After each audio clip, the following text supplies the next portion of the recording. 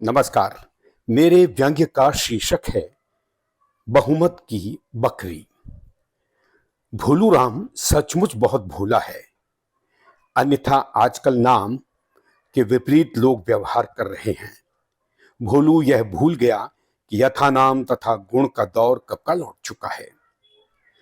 आज सवेरे सवेरे उसकी बकरी कहीं खो गई। घर में कोहराम मचा हुआ था।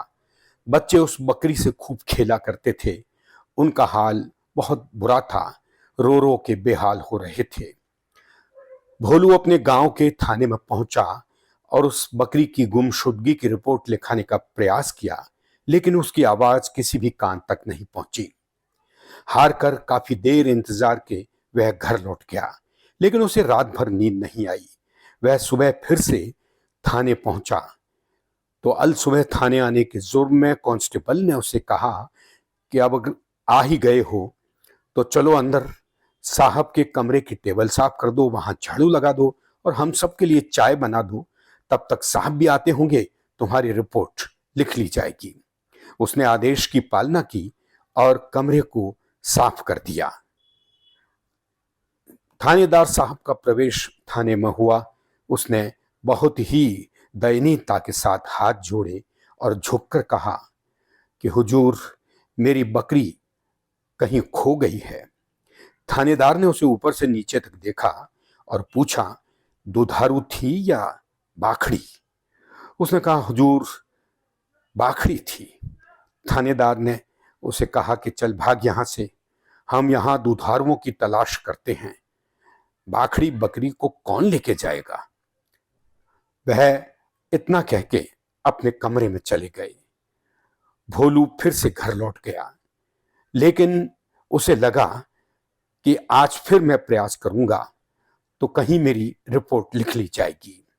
तीसरे दिन वह फिर से थाने पहुंचा।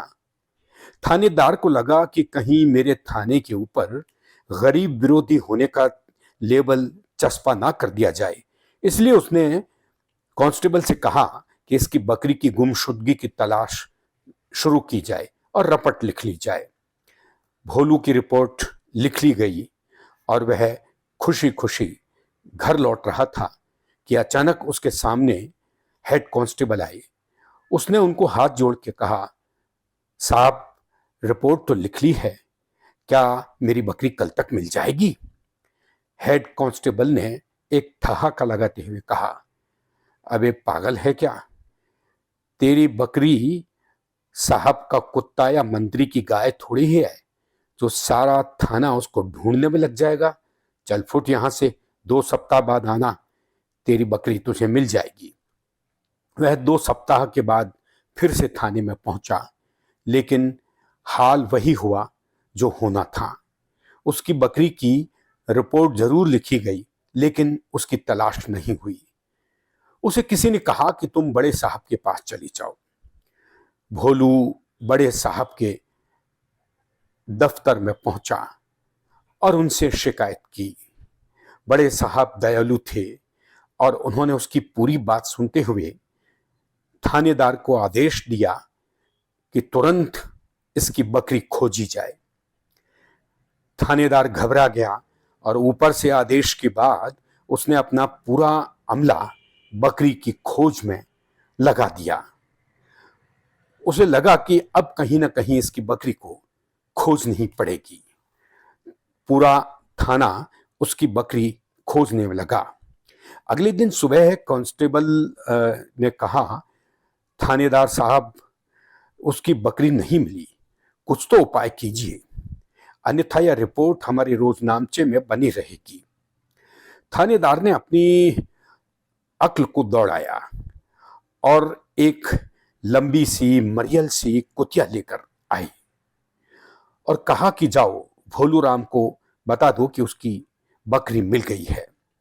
एक कांस्टेबल उसकी झोपड़ी में पहुंचा और उसे यह शुभ समाचार दिया कि भैया, तुरंत मेरे साथ थाने चलो, तुम्हारी बकरी मिल गई है।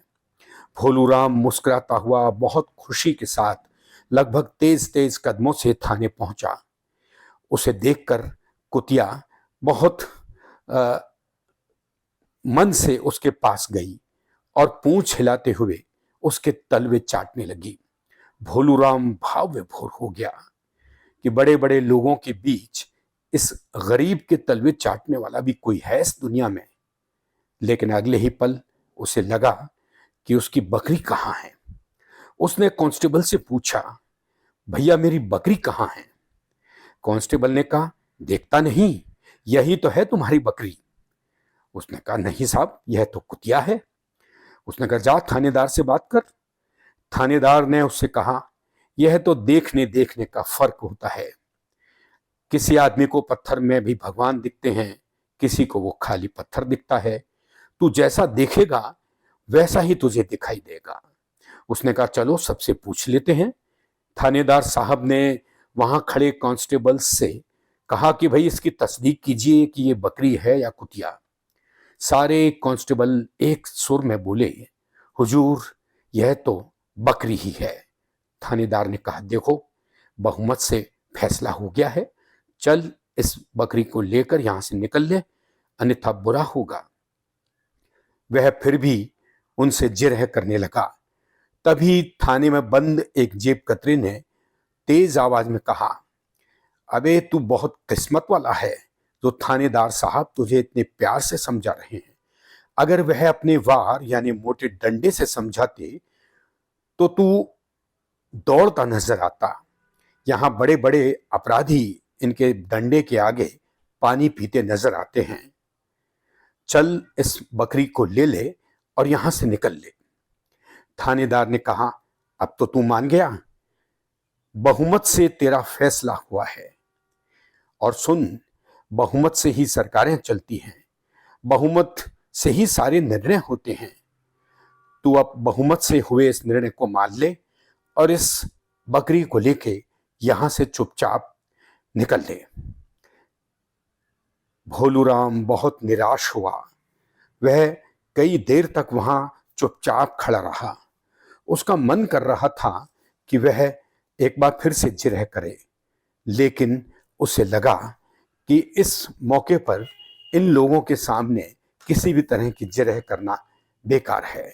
उसने उस कुतिया के साथ अपना पट्टा बांधा और उसे लेकर निकल रहा था कि थानेदार भी वहां पास से गुजरे। भोलूराम ने हाथ जोड़कर कहा, आपका बहुत बहुत आभार सर जी।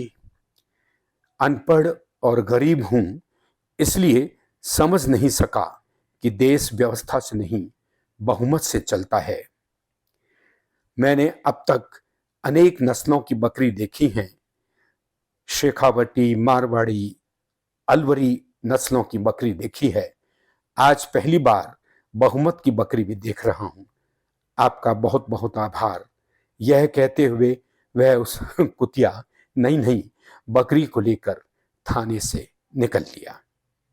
धन्यवाद। नमस्कार।